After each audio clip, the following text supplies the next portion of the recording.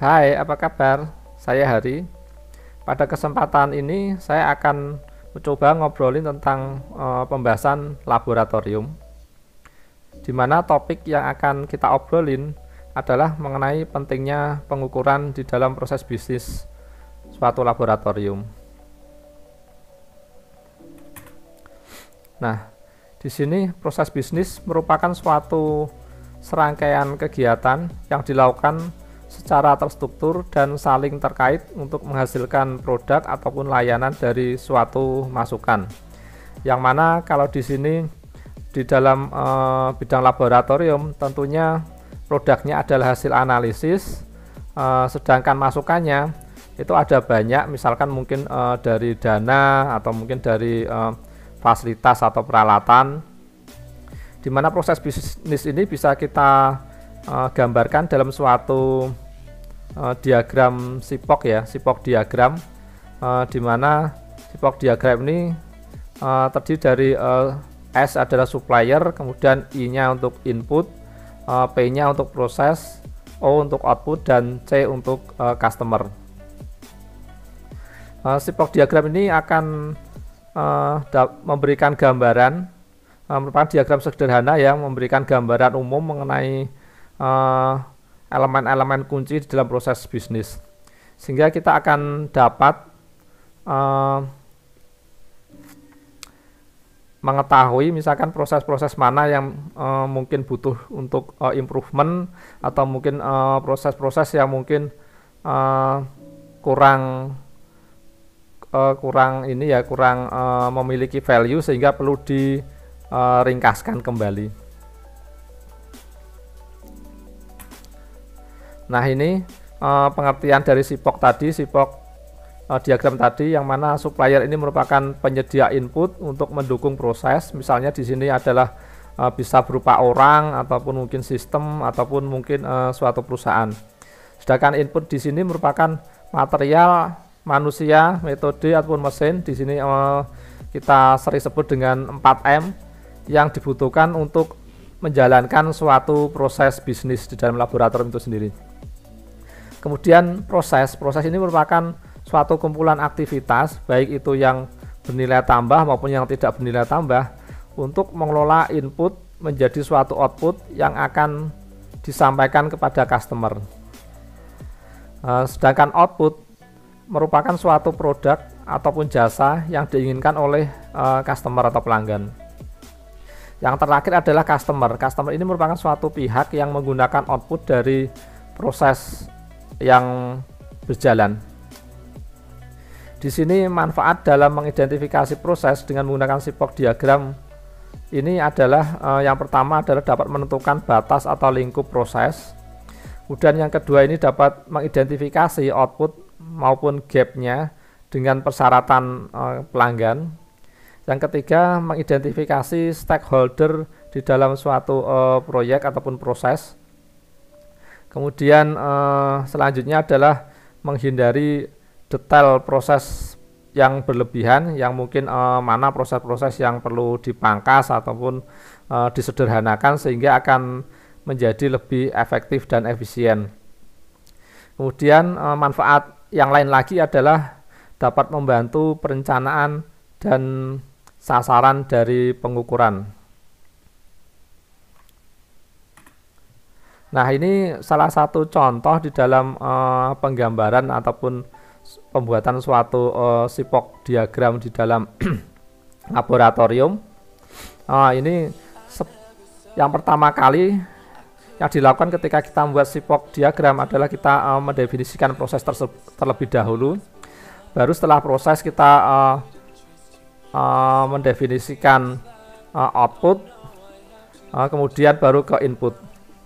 Nah, di sini kita dapat lihat bersama adalah proses di laboratorium itu sendiri. Pada umumnya itu meliputi yang pertama adalah pengambilan sampel, kemudian transportasi sampel, kemudian penerimaan sampel, kemudian ada instruksi kerja pengujian, kemudian sampel tersebut yang sudah diterima tersebut kemudian dilakukan pengujian atau analisis kimia.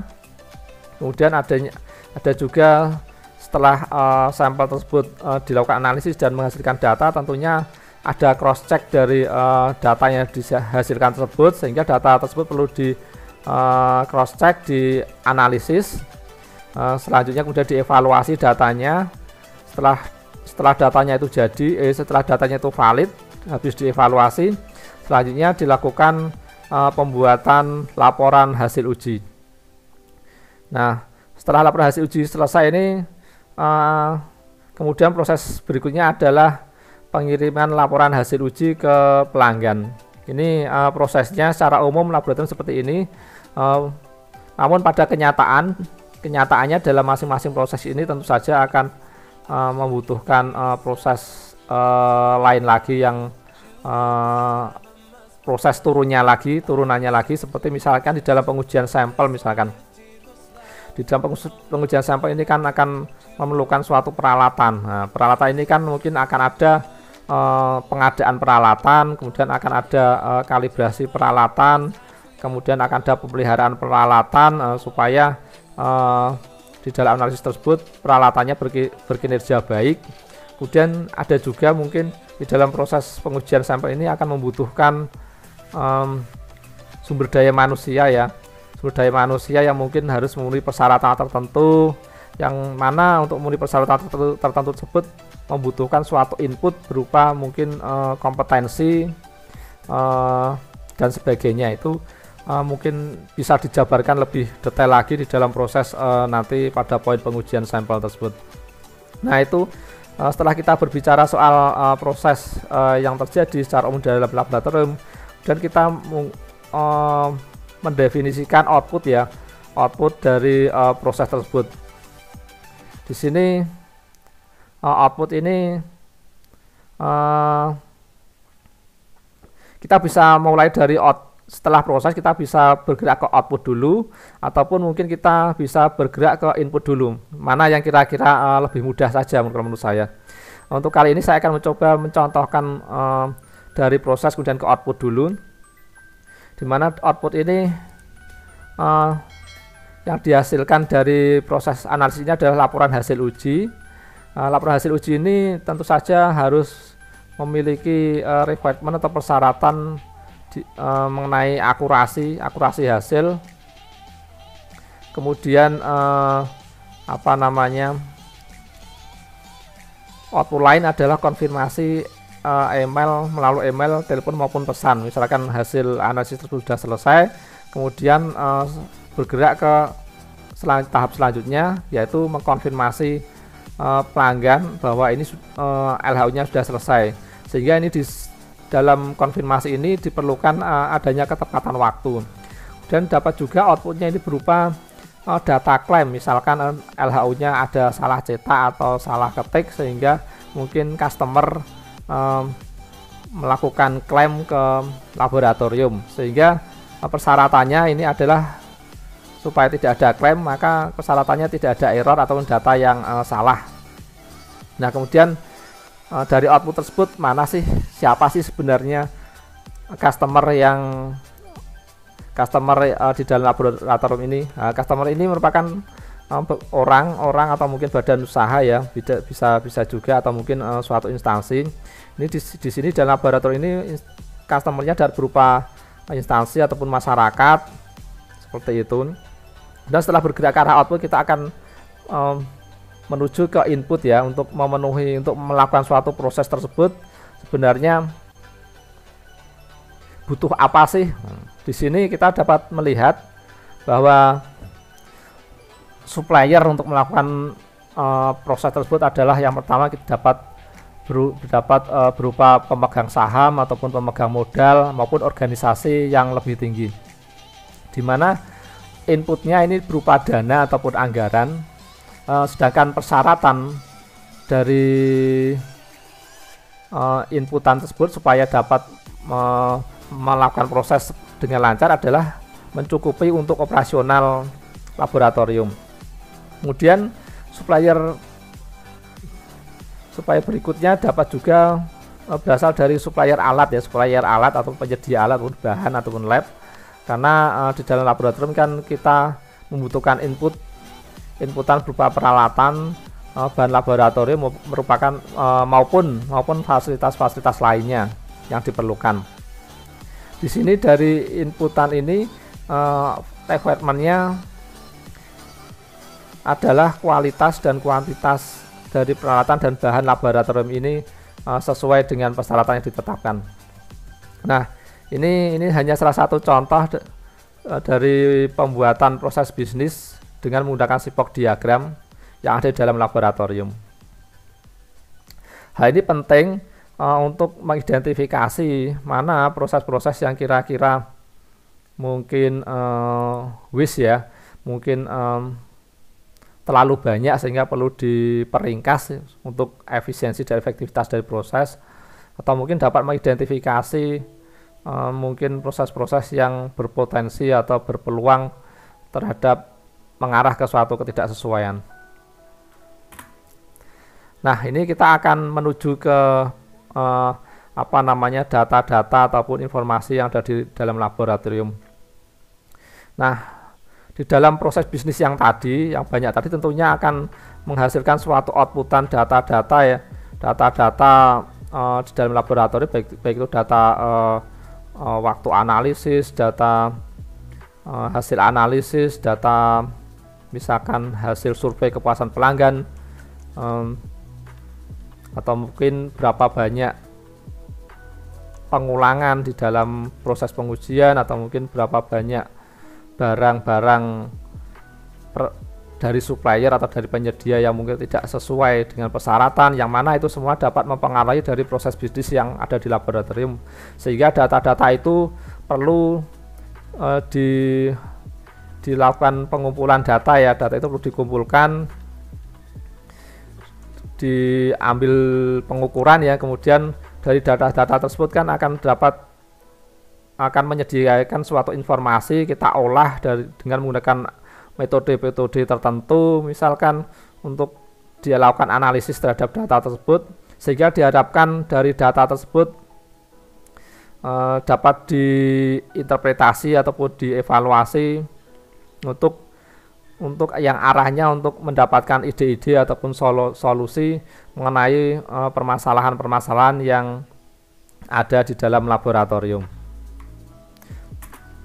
Nah, tentunya di dalam masing-masing proses bisnis tersebut kan harapannya sih semua berjalan lancar ya, berjalan lancar, akurasinya baik, presisinya baik. Namun kan pada kenyataannya hal ini tidak mungkin dapat terwujud 100% ya. Misalkan akurasinya tepat di tengah 100%, presisinya juga tepat tanpa ada error sedikit kan tidak mungkin. Karena dalam proses tersebut karena melibatkan banyak input ya, ada baik mungkin mesinnya bermacam-macam, manusianya bermacam-macam, ada kondisi lingkungannya juga tidak selalu sama, kemudian juga sumber daya lain yang mungkin tidak sama, itu kan akan menyebabkan adanya simpangan ya, adanya simpangan, baik mungkin presisinya mungkin tidak sesuai dengan target yang diharapkan, maupun mungkin akurasinya juga mungkin terlalu banyak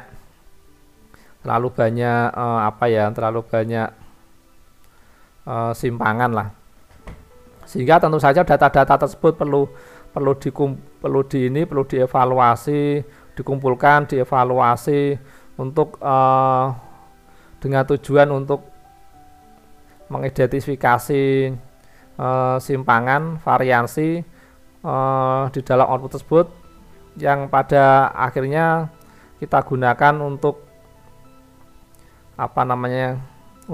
proses-proses perbaikan.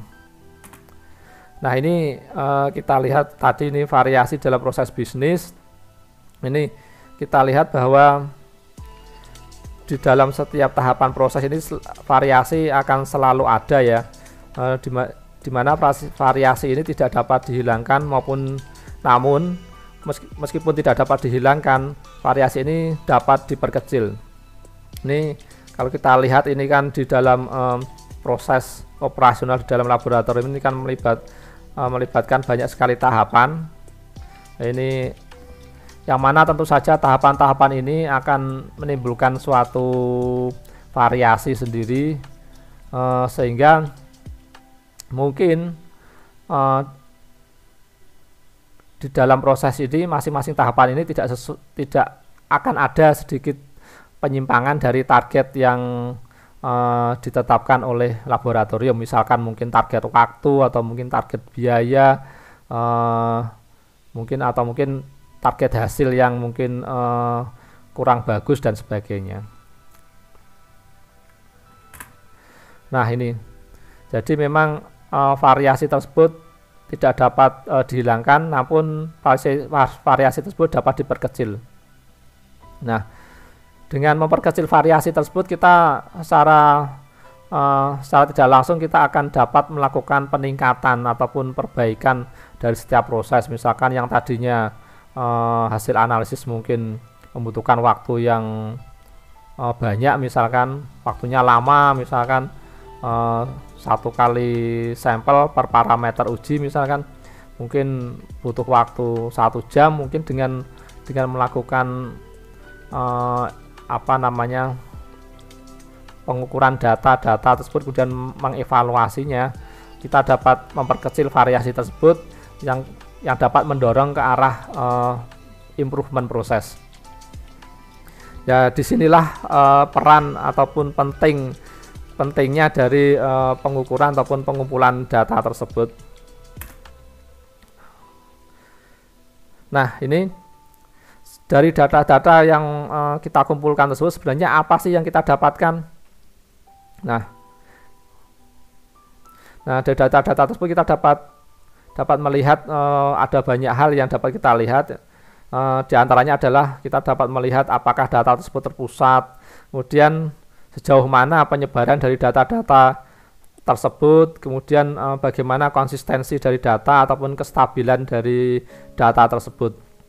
Yang mana pada akhirnya, pada ujung-ujungnya ya, semua itu diperlukan untuk memenuhi persyaratan laboratorium, yaitu memenuhi kebutuhan pelanggan, yaitu kepuasan pelanggan itu sendiri.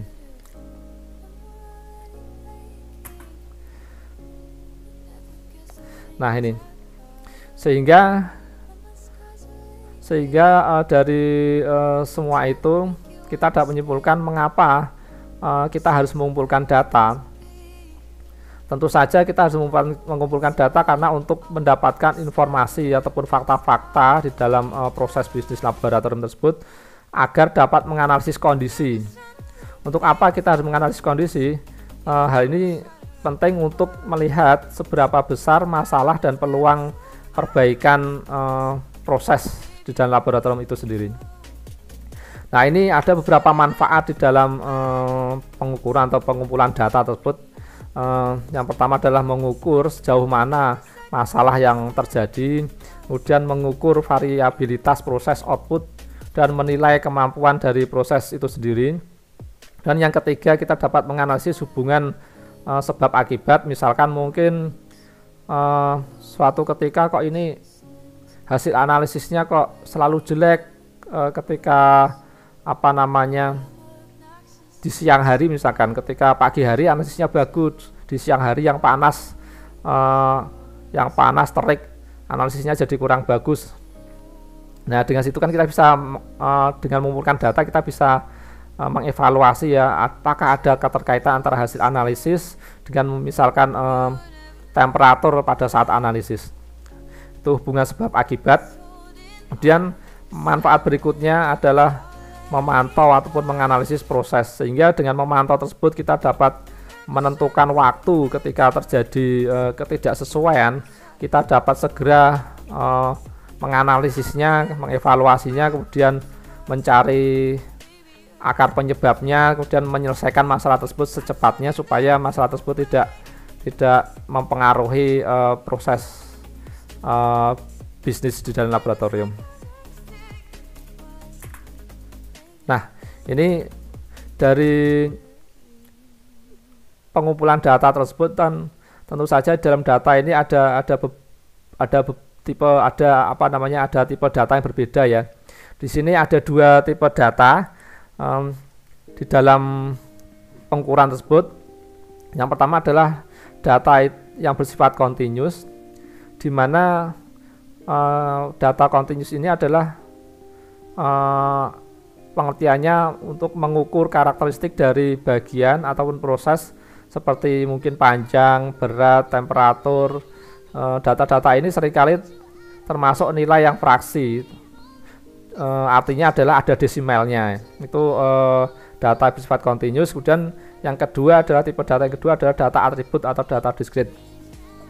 Data discrete atau atribut ini adalah menghitung kehadiran karakteristik atau kondisi seperti cacat, ciri-ciri fisik, dan tipe defect ataupun rating seperti mungkin lulus tidaknya persyaratan.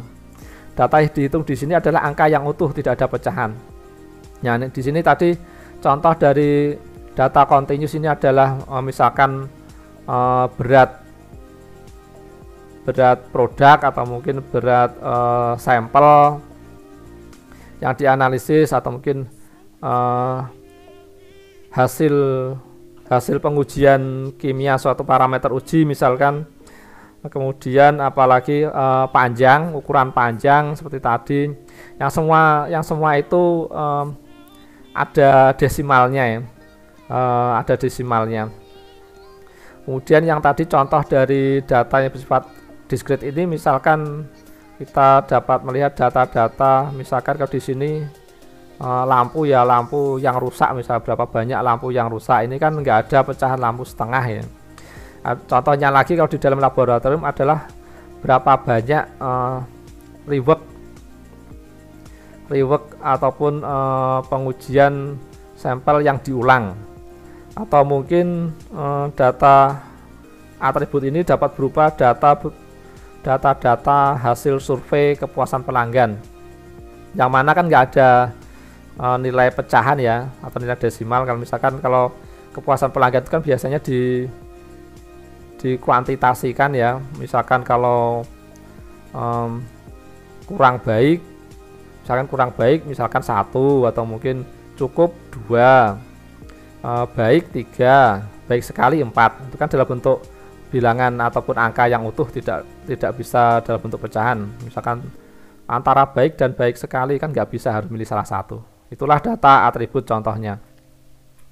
Nah, dari data continuous tadi kita dapat menghitung beberapa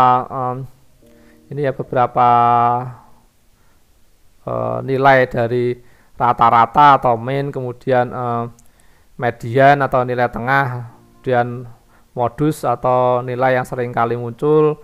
Kemudian ada juga kita dapat menghitung range atau jangkauan dari data terendah sampai data tertinggi, data nilai terendah sampai data nilai tertinggi, dan variansinya ataupun standar deviasinya. Sedangkan dari data atribut atau discrete tersebut, kita dapat mengetahui banyaknya pekerjaan yang defect ataupun cacat, atau mungkin adanya pekerjaan yang rework atau pekerjaan ulang seperti menganalisis ulang sampel, atau mungkin preparasi ulang sampel karena hasil analisisnya setelah dievaluasi kurang baik misalkan. Kemudian dari data kepuasan pelanggan, misalkan kita harus karena adanya komplain dari pelanggan sehingga kita harus melakukan perbaikan atau mungkin memperbaiki proses ataupun mungkin LHU yang pelanggan komplain. Jadi itu tadi gunanya pengukuran di dalam laboratorium, karena dari data-data tersebut kita olah, kita analisis, kemudian dari hasil analisis kita dapat mendapatkan suatu knowledge untuk perbaikan ataupun untuk ide-ide ataupun gagasan untuk peningkatan di dalam laboratorium. Mungkin itu saja dulu, kita sampai ke tipe-tipe data dari hasil pengukuran tersebut. Kita lanjutkan di lain kesempatan. Terima kasih atas perhatiannya. Mohon teman-teman kiranya berkenan bisa memberikan like dan subscribe di channel saya supaya saya lebih bersemangat lagi dalam membuat konten-konten yang bermanfaat. Dan sampai jumpa lagi di kesempatan yang akan datang. See you.